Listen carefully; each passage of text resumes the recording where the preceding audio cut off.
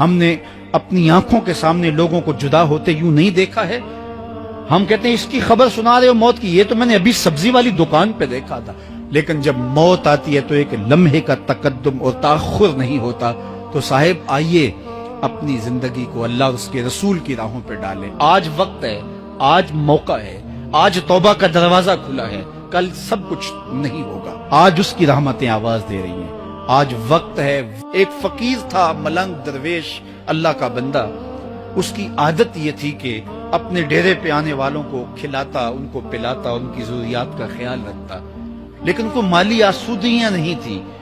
ہوتا یہ تھا کہ بعض اوقات لوگ آتے تو ادھار لے کر کے وہ لوگوں کو کھلا دیتا. خیر، چونکہ فقیر کا مزاج یہ ہوتا ہے کہ لوگ آئیں اس کے ڈیرے سے کھائیں. بابا بلے شاہ نے بھی کہا تھا نا، اٹ کھڑک کے دکڑ بجے تتا ہوئے چلا، آن فقیر کھا کھا جاون راضی ہوئے بلا. یہ فقیروں کا مزاج ہے. تو جو بھی آتا اس کے ڈیرے سے کھاتا اور وہ ادھار اٹھا اٹھا کے لوگوں کی ضروریات کو پورا کرتے رہتے. وقت آخر آ گیا. جن لوگوں نے ادھار دیا تھا وہ سارے تقاضا کرنے آ گئے.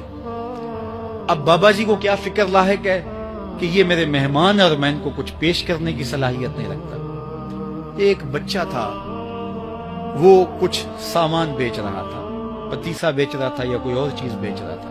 اس نے گلی سے گزرتے ہوئے آواز لگائی، خادم کو کہا سے بلا کے لاؤ. کہا تم بیچ رہے ہو تو میرے مہمانوں کو کھلا دو. بچہ بڑا خوش ہوا کہ میں سارا دن گلیوں میں گھوم کے یہ پتیسا بیچنا تھا، اب یہ ایک جگہ ہی سارا فروخت ہو گیا تو یہ تو موج لگ گئی، میں جلدی گھر چلا جاؤں گا، میری ماں خوش ہوگی. تو سارا ان مہمانوں کو کھلا دیا گیا. اور اس کے بعد کہا بابا جی پیسے. کہا تم بیٹھ جاؤ، جب ان کو ملیں گے تو تجھے بھی مل جائیں گے. وہ بیٹھ گیا، 2 4 10 منٹ بیٹھا تو بچہ تھا، پھر کھڑا ہو گیا، بابا جی پیسے.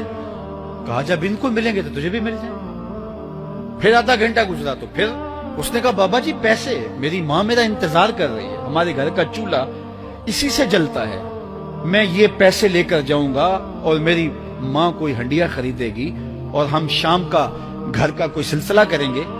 کہا بیٹا جب ان کو ملے گا تو تجھے بھی مل جائے گا. بچے نے رونا شروع کر دیا. یتیم بچہ تھا، اس کا سارا آسرا یہی تھا.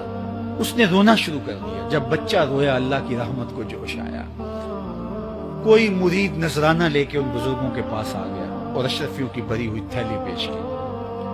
وہ اتنے پیسے تھے کہ اس بچے کو بھی دیے، جتنے لوگ آئے تھے سب کا قرض چکایا. کہا جاؤ گھروں کو. تو سب نے کہا بابا جی ہم صبح سے بیٹھے ہوئے تھے تو یہ نذرانہ دینے والا صبح سے نہیں آیا تو اب کیسے آ گیا. کہا صبح سے تمہارے اندر کوئی رونے والا نہیں تھا، ایک رونے والا آیا تو باقیوں کا بھی کام بن گیا. بعض اوقات کسی ایک شخص کی وجہ سے باقیوں کی خطائیں بھی معاف ہوتی ہیں.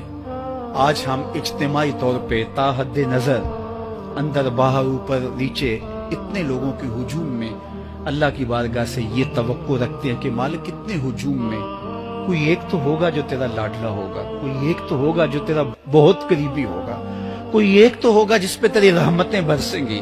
تو مالک اس کے صدقے سے ہماری خطائیں بھی معاف کر دے، ہمارے گناہ بھی معاف کر دے. کوئی ایک رونے والی آنکھ مل گئی تو باقیوں کا بھی کام بن جائے گا. اٹھ فریدا ستیا تے میلا ویکھن جا، وت کوئی بخشیا مل جاوے تے تو ہی بخشیا جا.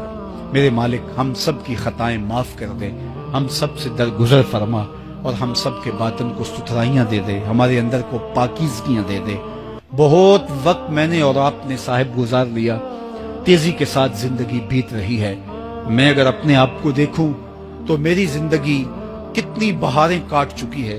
اگر آپ اپنے آپ کو دیکھیں، کوئی 60 سال، کوئی 20 سال، کوئی 25 سال، زندگی تیزی کے ساتھ گزر رہی ہے. بندہ جب سوچتا ہے کہ میں 40 سال کا ہو گیا ہوں تو آگے میری زندگی کے اگر 30 سال بھی ہیں تو 30 سال تو کافی ہیں، لیکن وہ پیچھے اگر پلٹ کے دیکھے تو 40 سال یوں گزر گئے جس طرح چٹکی بجائی جاتی ہے.